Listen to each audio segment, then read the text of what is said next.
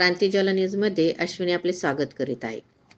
पुरंदर तालुक्यातील सर्वात मोठी असलेली ग्रामपंचायत मधील गाळे संदर्भात तसेच वरिष्ठ अधिकारी यांच्या आदेशाने फेर चौकशीबाबत उपसरपंच राजेश काकडे यांनी घेतलेली पत्रकार परिषद. क्रांतिज्वाला न्यूजसाठी स्वप्नील कांबळे, पुरंदर. नमस्कार. 76व्या प्रजासत्ताक दिनाच्या पूर्वसंध्येला डॉक्टर बाबासाहेब आंबेडकरांच्या संविधानाच्या चौकटीत राहून आजची ही आपण पत्रकार परिषद घेत आहोत. 76व्या प्रजासत्ताक दिनाच्या सर्वप्रथम मी ग्रामस्थांना मनापासून शुभेच्छा व्यक्त करतो.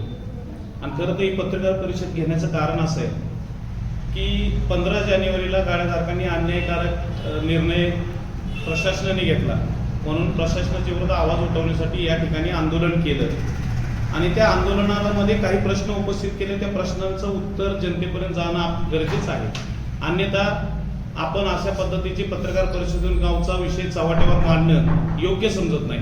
परंतु तरी सुद्धा त्या निमित्ताने गाळेधारकांचा एक विषय प्रकर्षाने त्या ठिकाणी निघाला आणि त्यामध्ये अनुषंगाने 1-2 प्रश्न, त्यामध्ये शाळेचं हस्तांतर असेल आणि आरोग्य केंद्राचं हस्तांतर असेल, या 2 प्रश्नांवर प्रामुख्याने अत्यंत आक्रमकपणे विषय मांडले गेले. खरं तर आक्रमकपणे विषय मांडायची गरज नव्हती. तुम्ही प्रशासनाविरुद्ध मांडत असताना ग्रामपंचायत विरुद्ध व्यक्तिदोष करून, बॉडी विरुद्ध व्यक्तिदोष रोष निर्माण करून तुम्ही गाळेधारकांना भडकावण्याचं काम करताय. कृपा करून विनंती करतो की ग्रामपंचायतचे पदाधिकारी हे बदलत असतात. आज आम्ही आहे, उद्या कुणी असेल, परंतु ग्रामपंचायत प्रशासन हे ग्रामपंचायत प्रशासन असतं. ते संविधानाच्या चौकटीत राहूनच काम करावं लागतं आणि त्याच्या अनुषंगाने काही जे प्रश्न उपस्थित झाले त्या प्रश्नांची उत्तरं देण्यासाठी या ठिकाणी आपण ही पत्रकार परिषद घेतली. खरं तर आंदोलन 15 जानेवारी 2025ला केलं. आंदोलन करत असताना रोष ग्रामपंचायतीवर होता, परंतु मला असं वाटतं की ते आंदोलन करण्याचा फारस झाला. कारण ज्यावेळी आदेश आल्यानंतर परत हे गाळेधारक प्रशासनाकडे गेले दाद मागण्यासाठी. त्या ठिकाणी सीओ साहेबांकडे गेल्यानंतर सीओ साहेबांनी फेर चौकशीचे आदेश दिले आणि डेप्युटी सीओच्या अंडर एक कमिटी स्थापन केली आणि त्याची फेर चौकशी लावण्यासाठी डेप्युटी सीओ या ठिकाणी येणार आहेत हे माहीत असताना त्या ठिकाणी आंदोलन करून फार्स केला असं मला निश्चितपणे वाटतं. ते करायला नको होतं आणि त्यातले 80% गाळेधारकांची भीती योग्य आहे, कारण हातावरचं पोट असलेल्या गाळेधारकांना गाळा जाईल अशी भीती वाटते. परंतु एक निश्चितपणे सांगतो की ग्रामस्थांनी आजपर्यंत निरेच्या मतदारांनी गेले 15 वर्ष जो विश्वास टाकलाय, तो विश्वासाला कुठेही तडा जाऊ न देता पारदर्शकपणे आणि हेतुपुरस्कार कुठलाही कारभार केलेला नाही. 2010 पासून आज तागायत जेवढे गाळेधारकांनी इंटरव्ह्यूज दिल्या किंवा ज्या गाळेधारकांच्या मनात भीती, त्यांनी आज तागायत मी सरपंच असताना, तेजश्रीताई सरपंच असताना, उपसरपंच आमचे सुदामजी बंडगर होते, वैशालीताई बंडगर होते, बाळासाहेब भोसले होते, दीपकजी काकडे होते, वर्षा हरिभाऊ जेले होते, बिजू काका शिंदे होते, हे सगळे उपसरपंच आणि सरपंच असताना आज तागायत एकदाही गाळा खाली करण्याची नोटीस किंवा गाळ्या खाली करण्याची धमकी असं जसं तुम्ही म्हणताय ती दिली का, ही कृपा करून आत्मचिंतन करून त्या लोकांनी मला निश्चितपणे सांगावं. अशा पद्धतीचे कुठले आणि 2 मतप्रवाह आहेत गावामध्ये. एक आहे गाळेधारकांचा मतप्रवाह आणि दुसरा जो मोठ्या प्रमाणात मतप्रवाह आहे तो दबलेला आवाज आहे. तो गाळेधारकांवर चुकीच्या पद्धतीने वाटप केला असं त्यांचं म्हणणं आहे. हे मी अत्यंत नम्रपणे आपल्याला नमूद करतो. त्याचं कारण असं आहे की 1999 साली ग्रामसभेचा ठराव घेऊन आणि मीटिंगचा ठराव घेऊन गाळे वाटपाची, ज्यांना गाळे हवेत त्या पूर्वीच्या लोकांना गाळ्यांची मागणी करायला लावली, त्यानंतर गाळे वाटप केले. ठीक आहे, इथपर्यंत झालं होतं, सगळं ठीक होतं. त्याच्यावर 2010 नंतर ज्या प्रश्न उपस्थित केला तो प्रश्न फक्त आणि फक्त भाडेवाढ आणि डिपॉझिट वाढवर केला होता. त्याच्यामुळं त्यामध्ये कुठेही गाळ्यांचं काढून घेणे किंवा 99 वर्षाचे करार जे आज म्हणते ते 99 वर्षाचे करार त्या ठिकाणी आम्ही स्टेटमेंट आठवत असत तर बघा, 999 वर्ष त्या ठिकाणी राहिले तरी आमची अडचण नाही, परंतु ग्रामपंचायतचं हित त्यामध्ये बघितलं गेलं पाहिजे. भाडेवाढ वेळची वेळ झाली पाहिजे. डिपॉझिटची गरज होती म्हणून आम्ही त्या ठिकाणी डिपॉझिट मागितलं. ह्या सगळ्या गोष्टी गरजेच्या होत्या. सगळ्यांची भीती अगदी योग्य आहे. आता गाळ्यांची पार्श्वभूमी तुम्हाला निश्चितपणे सांगितली. त्यामध्ये असं सांगितलं गेलं की गाळ्यांची अर्धवट कागदपत्र ग्रामपंचायतीने बीडीओ आले होते, भगत साहेब जे मावळची, त्यांची कमिटी आली होती, त्या कमिटीला अर्धवट कागदपत्र दिले. सगळ्यात पहिल्यांदा सांगतो 2021 ला पहिली कंप्लेंट त्या ठिकाणी बाळासाहेब गारडी यांच्या गाळ्या संदर्भात अनवर शेख आणि अकबर शेख यांची आली.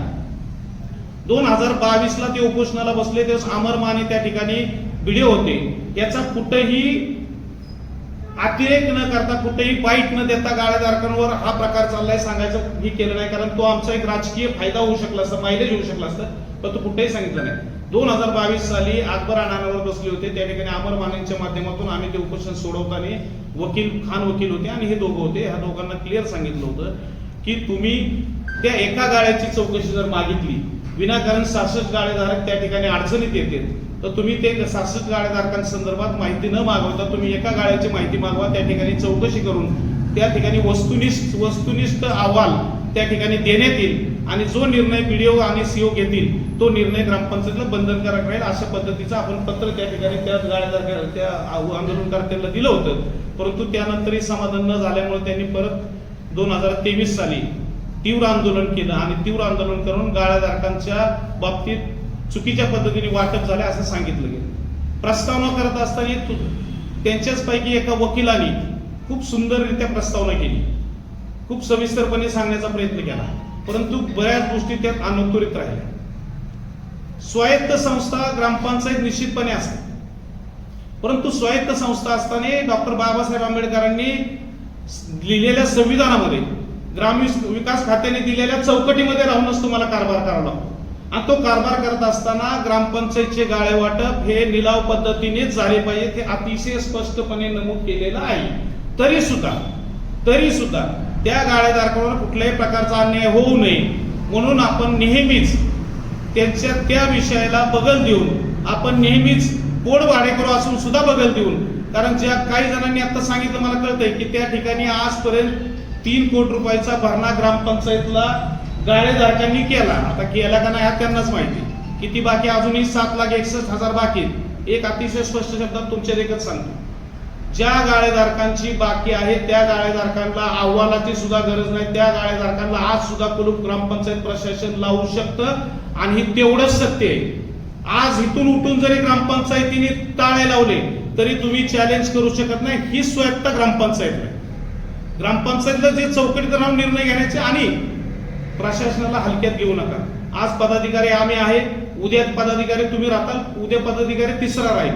प्रशासनाला हलका घेऊ नका. ग्रामपंचायत असेल, महसूल खाते असेल, ग्रामविकास खाते असेल, पोलीस खातं असेल, जोपर्यंत कुठली गोष्ट एखादा उद्रेक होत नाही तोपर्यंत कानाडोळा करण्याची सवय ह्या चारही यांना असती. लोकशाहीमध्ये लोकांना फुटपाथवर धंदा करायचा आहे तर त्या ठिकाणी फुटपाथवर धंदा करत असताना लोकांना आपण असं समजतो की गोरगरीब आहेत त्यांनी धंदा केला तर हरकत नाही, परंतु अतिरेक झाला तर मात्र प्रशासनाच्या नादी लागू नये. ग्रामपंचायत असेल, महसूल खाता असेल, कुठलाही निर्णय ठामपणे घेऊ शकतं आणि आज जे गाळेधारक त्या ठिकाणी अतिक्रमण केले ग्रामपंचायतच्या खाली सुद्धा तुम्ही बघा की बऱ्याच गाळेधारकांनी पुढे गाडे टाकले, त्या ठिकाणी पुढे बऱ्याच ठिकाणी अतिक्रमण केलंय. हे तुम्ही अग्रीमेंट करत असताना लिहून दिलेलं असतं की ग्रामपंचायतच्या आकारमानामध्ये कुठेही बदल करणार नाही, ग्रामपंचायतच्या त्या गाळ्याच्या चौकटीमध्येच राहून व्यवसाय करण्यात येईल, कुठेही नियमांचं उल्लंघन करणार नाही आणि त्या नियमांचं उल्लंघन जर केलं तर त्या ठिकाणी केलेल्या उल्लंघनाच्या पायी तुम्हाला तो गाळा गमावा लागू शकतो. हे तुम्ही अग्रीमेंट मध्ये लिहून दिलेलं असतं.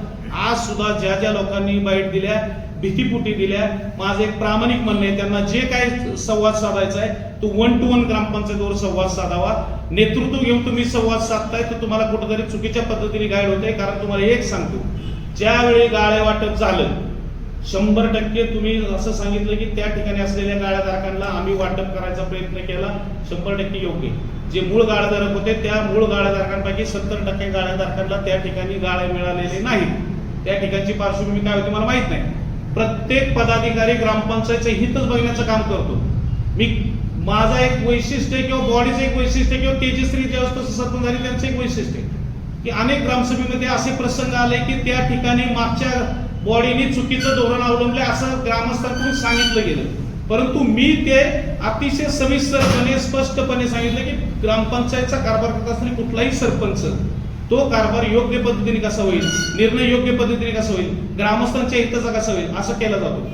ते वाटप करत असताना एक विशिष्ट फॅमिलीला, एक विशिष्ट कुटुंबाला 17 गाळे, एक व्यायामशाळेची जागा ज्या जागेचा ठराव 99 वर्षाच्या करारामध्ये त्या ठिकाणी उपसरपंच म्हणून आणि सरपंच रत्नमाला कांबळे, त्या ठिकाणी सरपंच रत्नमाला कांबळे होत्या, परंतु त्यांना सहीचा अधिकार नव्हता, परंतु सरपंच पदी ते कायम होत्या.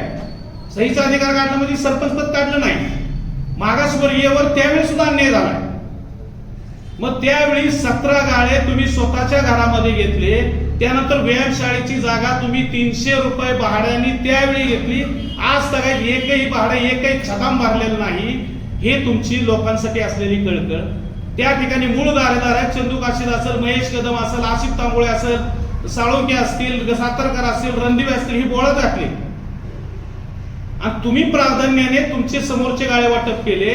3 कोटी रुपये जर तुम्ही भरले असतील, एका गाड्याचा जर मी हिशोब दिला पोट भाडेकरूचा, तर 3 कोटी क्रॉस करून जाईल. असे आज 62 गाळे ग्रामपंचायतचे आहेत. मग आमचं त्याही वेळी म्हणणं होतं आणि आजही म्हणणं आहे. आता दत्तमामा भरणेचा त्या दिवशी उल्लेख केला गेला की दत्तमामा भरणेने आणि क्लासरूम अधिकाऱ्यांनी जर तुम्हाला त्या पद्धतीने हे केलं असं तुम्ही खोटे ठरवणार का? आजही सांगतो, विराज भैया त्यावेळेस जिल्हा परिषद सदस्य होते, दीपक माझ्यावर होता, हे सगळे सहकारी, त्यातले बरेच सहकारी माझ्यावर होते. त्यावेळी आपण जिल्हा परिषदला जी गेलो होतो त्यावेळी आपलं स्पष्ट आणि स्वच्छ सांगणं एवढं होतं की त्या ठिकाणी येणारं भाडं फक्त आणि फक्त एक साधारण 30,000 रुपयाच्या घरात होतं. आपलं म्हणणं असंही होतं की त्या ठिकाणी ग्रामपंचायतचा पगार त्या काळामध्ये साधारण पावणे 2 लाख रुपये होता. आपलं म्हणणं असं होतं की 5 तारखेच्या अगोदर गाळेधारकांच्या उत्पन्नातून आपल्याला साधारण लाखभर रुपये तरी मिळावेत आणि त्यातून पगार भागावा, हा प्रशासनाचा अत्यंत अभ्यासपूर्वक केलेला प्रस्ताव होता. त्या ठिकाणी गाळेधारकांना आपण डिपॉझिट का मागितलं ते बी त्यांच्या संमतीने, की त्या ठिकाणी आपण डिपॉझिट मागण्याचं कारण असं होतं की त्या ठिकाणचं लाईट बिल 1 कोटी रुपये थकीत होतं. आपल्याला प्रशासनाने आदरणीय उपमुख्यमंत्री अजितदादा होते त्यावेळी दादांनी सांगितलं होतं की तुम्हाला नवसंजीवनी मधून स्कीम मधून सूट मिळेल, तर तुम्ही 50 लाख रुपये जर भरले तर तुम्हाला साधारण 1 कोटी रुपयाचं बिल माफ होईल पाणी पुरवठ्याचं. मग त्यावेळी आपण पर्याय काय काढला, तर उत्पन्नातनच काढला. स्वायत्त संस्था हित असते, त्यामध्ये आपल्याला अधिकार असतो की आपण थोडंसं त्यांच्यावर निगोशिएट करून करू शकतो. मग आपण ती मागणी केली. मागणी केल्यानंतर त्या ठिकाणी गाळेधारकांना 1 लाख रुपये 66 लाख रुपये आले असते आणि त्या ठिकाणी आपलं लाईट बिल वाढलं असतं. त्याच्यावरून वाद झाला आणि तो वाद जिल्हा परिषदला गेला. जिल्हा परिषदला गाळे काढणे किंवा चुकीच्या पद्धतीने वाटप याच्यावर तो वाद नव्हता. तो वाद होता समंजसपणाचा करार. हा दत्तमामा भरणे आणि त्यावेळेच्या अनिल कवडे साहेबांनी तो करार केला. त्या ठिकाणी 4 वर्षांनी भाडेवाढ करणे आणि डिपॉझिट वाढ सांगितली नाही, फक्त भाडेवाढ प्रस्तावित केली. त्यानंतर 2015 साली ती भाडेवाढ होणं अपेक्षित होतं. इलेक्शनचा पिरियड आला, त्यानंतर ते राहून गेलं. सगळे कार्यकर्ते, सगळ्या बॉडीने ते चूक केली आहे.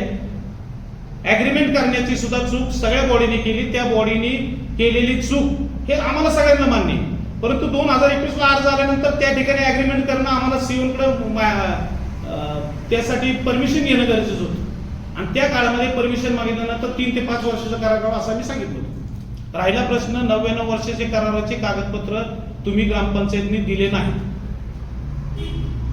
राजेंद्र चव्हाण त्यावेळेचे सीओ होते, दत्ताबा चव्हाण त्यावेळेचे मला वाटतं उपसरपंच होते, बांधकाम सभापती होते. त्यावेळच्या काळामध्ये त्यांनी दोघांमध्ये केलेला तो पेपर आहे, जो पेपर अत्यंत गोपनीय ठेवला गेला. का ठेवला गेला मला माहित नाही, कारण बॉडीच्या किंवा रेकॉर्ड ग्रामपंचायतीच्या रेकॉर्डला कुठेही दिसत नाही, पंचायत समितीच्या रेकॉर्डला कुठेही दिसत नाही, जिल्हा परिषदच्या रेकॉर्डला कुठेही दिसत नाही. ते 2012ला ज्यावेळेस दत्तमामा भरणेची मीटिंग झाली त्यावेळेस ठेवला गेला.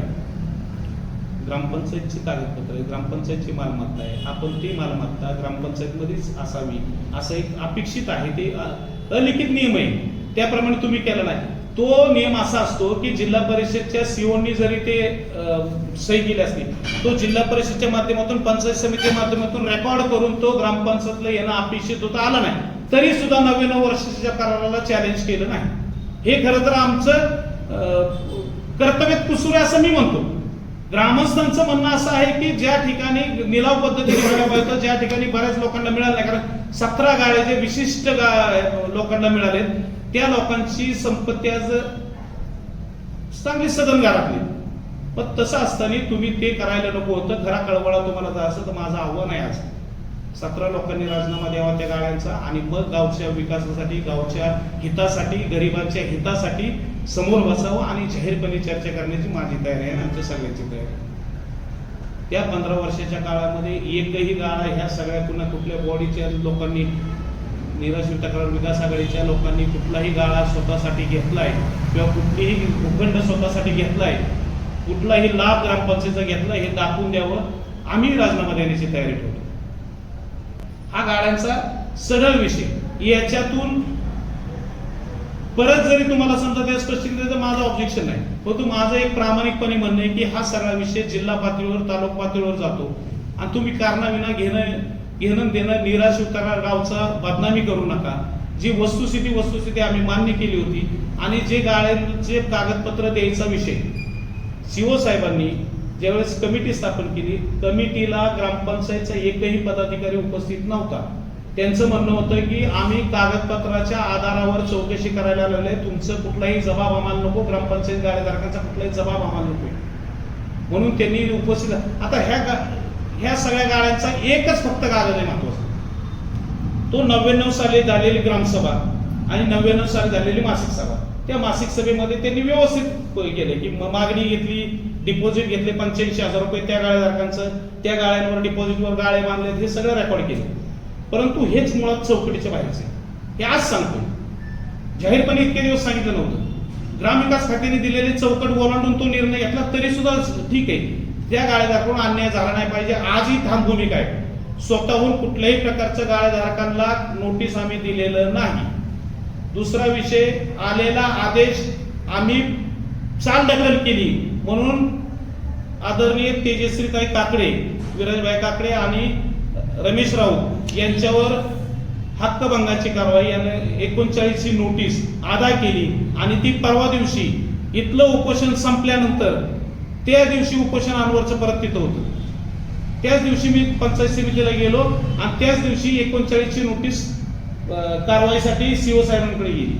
मग तुम्ही केलेलं पाप हे ह्या सरपंचांनी का भोगायचं? मग 39 ची नोटीस जर निघत असेल तर आलेला जिल्हा परिषदेचा आदेश चालढकल करून बरोबर मान्य करणं आम्हाला गरजेचं होतं. आम्ही त्या पद्धतीने पाठवलं. आता फेर आदेश आल्यानंतर तुम्ही जर आदेश तुमच्या मनासारखा आला तर कमीत कमी ग्रामपंचायतचा आभार माना, नाही आला तर तुम्ही जिल्हा परिषदला भांडणं गरजेचं आहे, ग्रामपंचायतला भांडणं गरजेचं नाही. तुम्ही ग्रामपंचायत प्रशासनाविरुद्ध ही करण्याचा आवाज उठवण्याची गरज नाही. तुम्ही जिल्हा परिषद किंवा ज्या बॉडीने तुम्हाला ते फाइंडिंग्स दिल्यात किंवा आदेश दिल्यात त्यांचं तू करणं गरजेचं आहे. माझी विनंती राहील, त्यावेळेस जो आदेश येईल तो आदेश आजच तुम्हाला सांगतो, तो आदेश तंतोतंत पालन करण्याचं काम ग्रामपंचायत निराश्रित तक्रार आम्ही सगळे विश्वस्त म्हणून त्या ठिकाणी पाळण्याचं निश्चितपणे काम करू. गाळ्यांचा विषय इथपर्यंत माझ्या माहितीप्रमाणे पुरेसा आहे, परंतु मी आजही सांगतो, गाळेधारकांनी भीती बाळगायचं काही कारण नाही. कुठली आमची कारवाई आम्ही करत नाही. वरनं प्रशासनाने दिलेला आदेश, जर तो आदेश आला तर आम्हाला मान्य करावं लागेल हेही सांगतो. परंतु आजही सांगतो की ज्या गाळेधारकांनी कळवळा आहे, जे गाळेधारक पुढारपण करतात, त्या गाळेधारकांनी गाळ्यांचा राजीनामा द्यावा. आणि तुम्ही जर म्हणत असताल 17 गाळ्यांची नावं सांगा, तुम्ही जर म्हणत असताल ते व्यायामशाळेचा रेकॉर्ड दाखवा, तर आजही माझी तयारी आहे. परंतु मला त्या इंडिव्हिज्युअल ह्याच्यात जायचं नाही. मला फक्त आणि फक्त लोकांच्या निदर्शनास आणून द्यायचं, म्हणून आम्ही हे बॉडीने हे विषय मांडले. जिल्हा परिषदेने नक्की कोणता ठराव, जिल्हा परिषदेने कोणता अहवाल तुमच्याकडे दिला होता, काय कारवाई करायचं सांगितलं होतं? जिल्हा परिषदेने त्यावेळी दिलेला अहवाल असा होता की गाळ्या वाटपामध्ये अनियमितता झाली. पहिली आणि महत्वाची अनियमितता म्हणजे सगळ्यात महत्वाची म्हणजे त्या ठिकाणी तुम्हाला गाळेधारकांना वाटप करत असताना ग्रामसभा घेऊन, जाहीर निलाव घेऊन त्या ठिकाणी ग्रामसभेमध्ये जाहीर निलावाने वाटप करणं गरजेचं आहे. आणि हा एकच फार मोठा क्लॉज आहे. त्यानंतर ग्रामपंचायतचे करार वारंवार झाले नाहीत म्हणून ग्रामपंचायतचे गाळेधारक त्यापासून वाचू शकते. ती कारवाई बॉडीवर झाली पाहिजे हेही मान्य करतो आम्ही.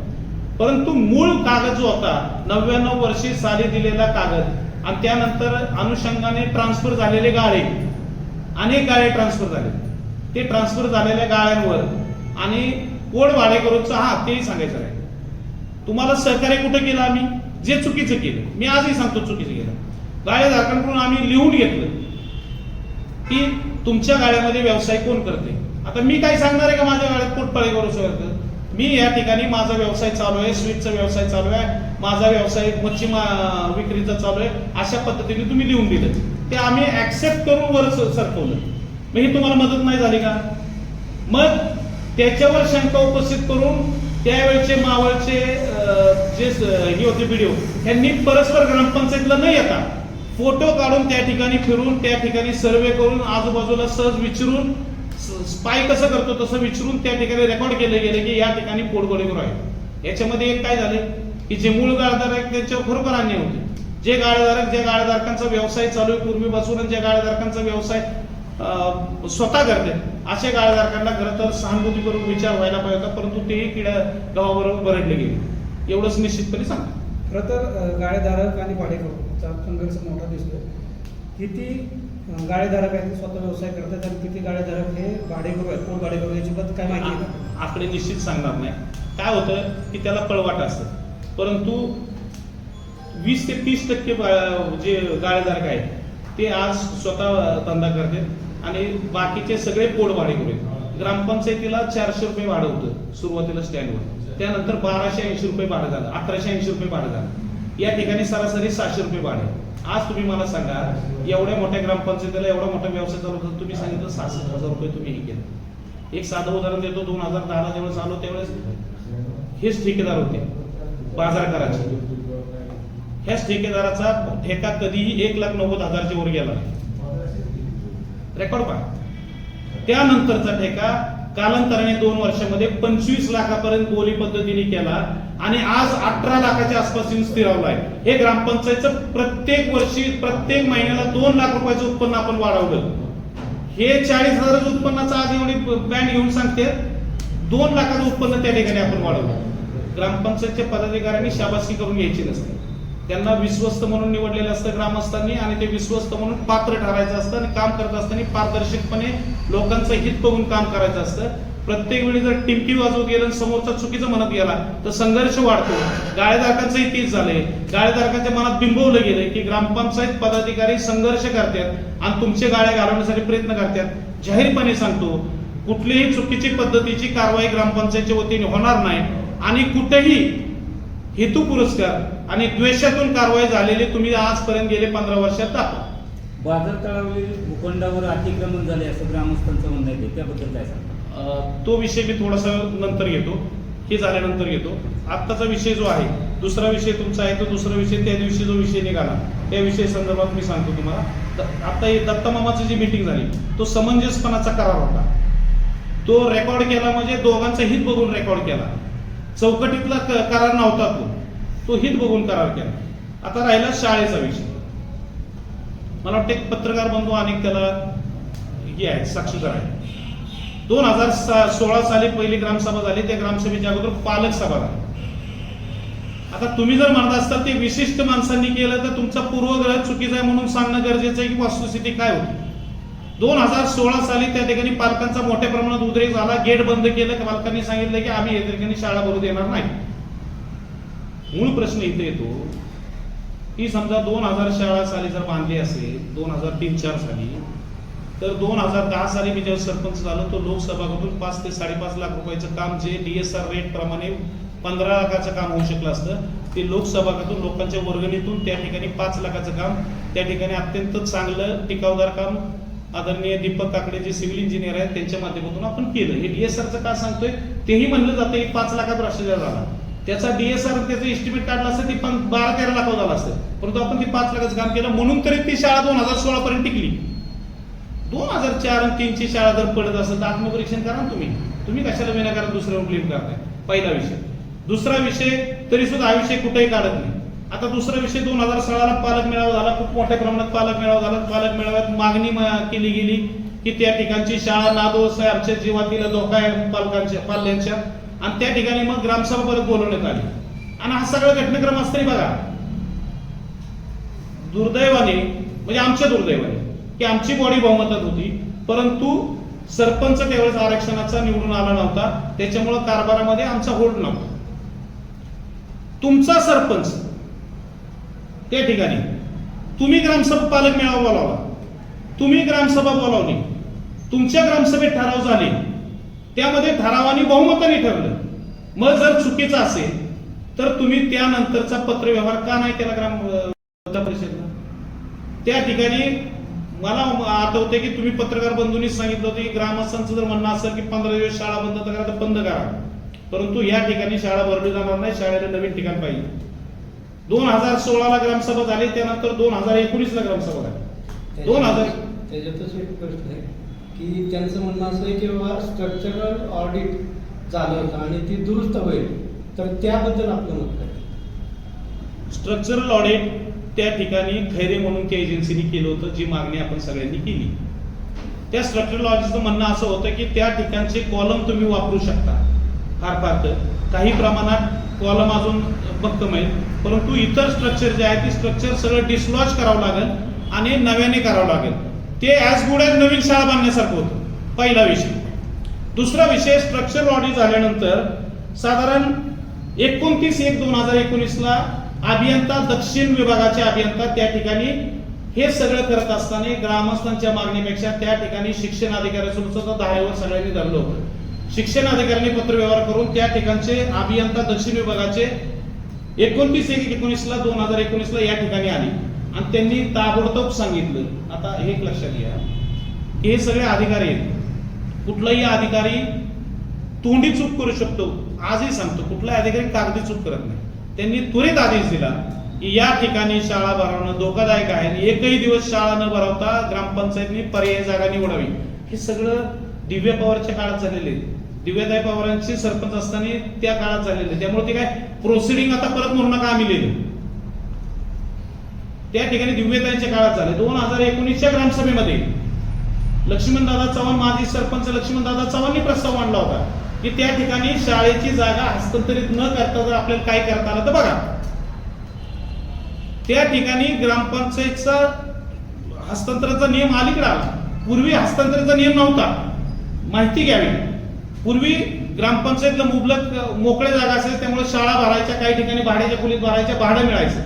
2012 नंतर शासनाने भाडं बंद केलं. त्याच्यामुळे भाडं बुडवणं म्हणण्याचा निराधार प्रयत्न किंवा निराधार केविलवाणी आरोप करण्याचा बंद करावा. भाडं 2012 पासून बंद झालं, भाडं मिळणार नव्हतं.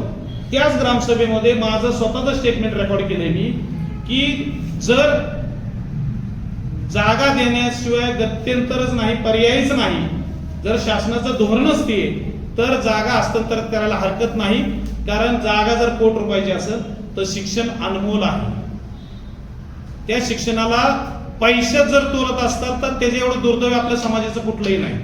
म्हणून मी सांगतो की त्या ठिकाणी माझं असं म्हणणं होतं की त्या ठिकाणी जर जिल्हा परिषदला जागा दिली तर ती जिल्हा परिषदची जागा फक्त त्यांनी शाळेच्या वापरासाठी, शैक्षणिक वापरासाठी करावी. आणि ज्या दिवशी शासनाचं धोरण बदलल, शैक्षणिक धोरण बदलल आणि जिल्हा परिषद शाळा नामशेष होती, त्यावेळी ती जागा परत ग्रामपंचायतला हस्तांतरित करावं असं मी त्या ठिकाणी ठराव मांडलाय आणि ते रेकॉर्ड केलेला असेल अशी अपेक्षा मी व्यक्त करतो. त्याच ठरावाला त्याच सूचक अनुमोदक म्हणून लक्ष्मणदादा चव्हाण आहेत. त्या ठिकाणी दादांनी सुद्धा ग्रामस्थांचं सगळं म्हणणं ऐकून घेतल्यानंतर सांगितलं की जर सगळ्याच ग्रामस्थांचं म्हणणं असेल जिल्हा परिषद द्यायची तर जिल्हा परिषदेकडून 1 वर्षाच्या बांधकाम करून घ्यावं, ह्याची ग्वाही घ्यावी, याची हमी घ्यावी, हे लक्ष्मणदादांनी त्यावेळेस सांगितलं होतं. हे मान्य करतो. त्याला जोडून एक आहे, ऐका की जे हस्तांतरितचा प्रश्न म्हणतात तुम्ही हस्तांतरण, तर याविषयी प्राथमिक आरोग्य केंद्राची जागा म्हणजे हे नक्की काय याबद्दल आपले मत काय? आता शाळेचा विषय संपवतो. शाळेचा विषय बऱ्यापैकी क्लिअर झालाय. आरोग्य केंद्राचा विषय असा आहे की 2008 सालापासून बांधकाम सभापती संभाजीनाना होळकर असल्यापासून सातत्याने पैसे येत होते. रेखाताईंच्या काळात मी पैसे आले होते, परंतु मूळ प्रश्न होता कुठं की ग्रामपंचायतीला समजा प्राथमिक आरोग्य केंद्र उभं राहायचं असेल तर 1 एकर जागेची अट त्या ठिकाणी होती. आपल्या सुदैवाने विराज भैया काकडे त्यावेळेस जिल्हा परिषद सदस्य होते. जिल्हा परिषद सदस्य असताना त्या ठिकाणी परत पैसे 1.5 कोटी रुपये आले. त्या ठिकाणी 1.5 कोटी रुपये आल्यानंतर त्यावेळेस ज्यावेळेस आपण माहिती घेतली त्यावेळेस 1 एकर जागा असणं अपेक्षित होतं, परंतु आपण त्या ठिकाणी थांबलो नाही. 2008 पासून पैसे येत होते जात होते.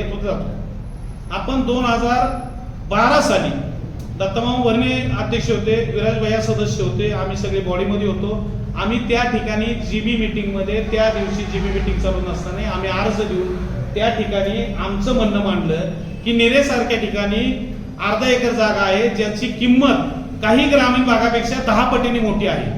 तर निरेसारख्या ठिकाणी वेगळा टाईप प्लॅन करावा म्हणून ते करण्यात आलं. त्या ठिकाणी आदरणीय दादांकडे आम्ही विराज भाया, दीपक भाया, चंद्रकाका सुद्धा आणि सगळे सदस्य त्या ठिकाणी आम्ही गेलो.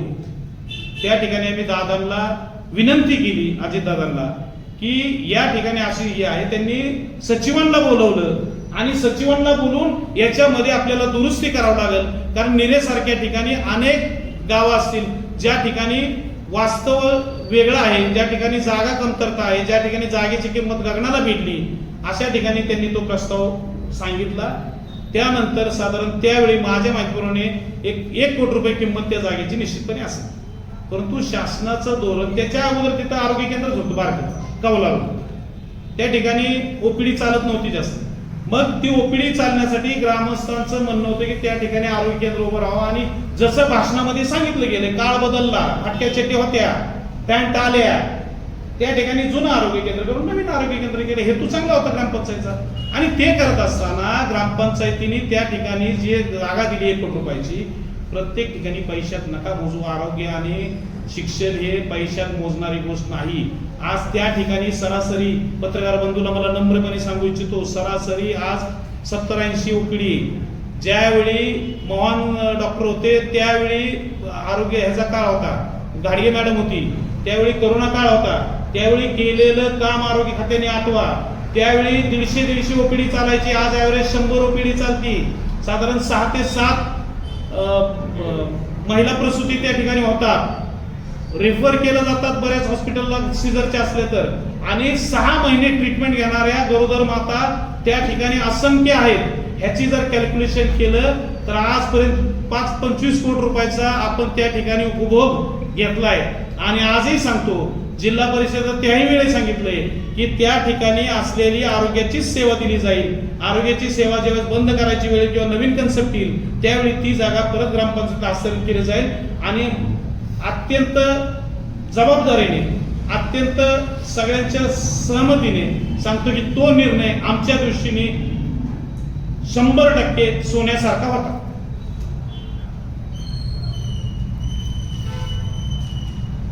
अजून काय प्रश्न विचारायचे?